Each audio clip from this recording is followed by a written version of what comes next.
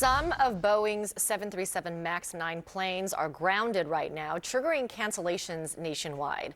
FAA investigators want to make sure that no other planes have the same flaw, potentially, as an Alaska Airlines plane that made an emergency landing Friday. A portion of the plane's fuselage blew off minutes after takeoff, sucking out some passengers' belongings. Nobody was seriously hurt, but the NTSB admitted overnight that they got lucky. CNN's Mike Valerio joins us now from Portland, Oregon, where the plane made its emergency landing. So what have we learned about this new investigation?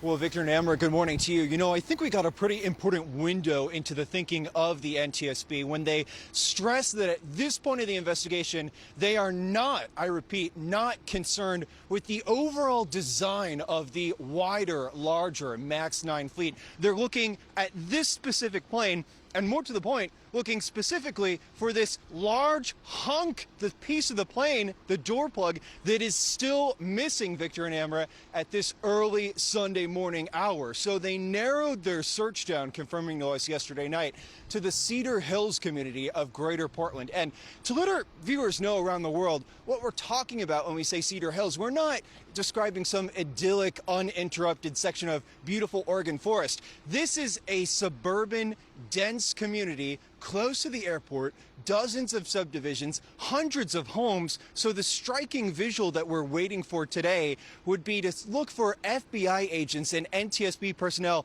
going door to door, looking through people's backyards for this piece, the key to the investigation of the plane. So the NTSB chair, Jennifer Hamady, made it also a specific point to say, despite this accident, how lucky the 171 people on board were at the time this happened. Listen to her on that front. Those watching may be curious about safety or concerned about safety. We have the safest aviation system in the world.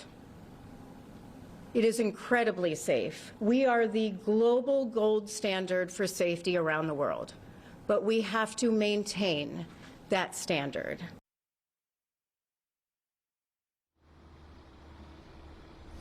And so what's going to happen in the early morning hours, the flight recorders will be sent from Portland to NTSB headquarters in Washington, D.C. John Lovell takes over as the chief investigator. He has experience, Victor and Amra, representing the United States, helping out Ethiopian authorities to investigate the MAX 8 crash in 2019. So he said these cases are utterly different, but every scene that he works on adds to his perspective, as all of us across the United States and around the world are wondering what happened to cause this blow, Amber and Victor. Yeah, exactly. That is the question. Mike Valerio, thank you very much. Let's bring in former NTSB air safety investigator Alan Diehl to the conversation. He's also the author of Air Safety Investigators: Using Science to Save Lives One Crash at a Time. Alan, it's good to see you this morning. First off, you know, obviously people who fly, this is very unsettling. And while the FAA has grounded many of these MAX 9 planes with these replacement plug doors or deactivated doors, you know, what will they be looking for in terms of safety checks to make sure that these planes are good to fly? Well, they're going to have to be very careful. I believe the NTSB chair or somebody mentioned that this particular airplane had a pressurization problem. It's only 11 weeks old at the time of the accident. And I'm not suggesting that this door plug was the cause of the pressurization problem, but they'll be looking at that. They'll interview the mechanics that must have opened that door. You open it from the outside. You can't open it from the inside as a passenger, but did they close it properly? They'll also be looking at the manufacturing and the quality control of this particular product. So they're going to be busy. As Mike pointed out, they're also going to be obviously looking for the missing door that may be on somebody's roof.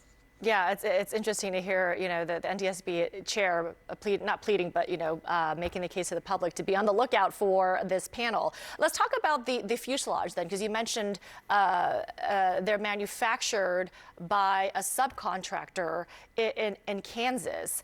How much oversight is there by Boeing when its fuselages are being manufactured on the MAX 9? Well, the company is called Spirit Aviation. They used to be a division of Boeing, but they spun it off, I guess, for economic reasons. But surely the Boeing people are familiar with the assembly procedures and the quality. They must have written the quality control standards, which had to be approved by the FAA. Now, you got to keep in mind these plug doors are not particularly new to the 737. I understand they've been out there since 1996.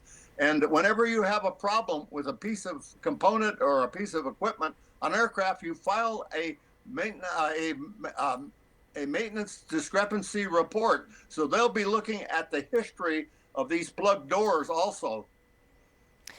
And before we go, I do got to ask you about the history of the 737 MAX planes, considering that, you know, they've been involved in deadly crashes. And of course, in recent weeks and days, there were production issues with these 737 MAX planes. I mean, should there be a broader concern for some of these Boeing planes, specifically the 737 MAX line?